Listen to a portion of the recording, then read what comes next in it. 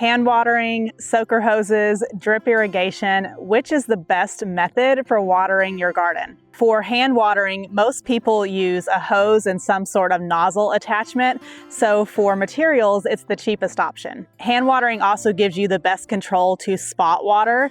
This is helpful if you have plants in the same bed, some that need more frequent watering, some that need less. However, hand watering is the most time-consuming method. It also can result in a lot of water waste, so make sure you're watering those plants right at the base near the soil line. Soaker hoses are added usually on top of the soil, and water will slowly seep out along the entire length of that hose. They're fairly inexpensive. You can hook them up to a water timer so they're hands-free. However, the spread of water on either side of soaker hoses usually isn't very far, so you may need to lay several lines per bed. Soaker hoses aren't necessarily all weather, so colder zones may need to pull them up over the winter, and soaker hoses are easily prone to cracking and splitting, so you may need to replace or repair them quite often. Drip irrigation or emitter tubing are similar to soaker hoses, but they have larger openings spaced farther apart. They're a little bit more versatile in how you can lay them. There's lots of different configurations, so they're great for customizing to your garden's needs. And depending on the material, they can be the most expensive method. Drip tubing is great for perennial plants or larger plants that are spaced farther apart. You're going to get less water waste. And many of them are all weather, so you can leave them out all year long.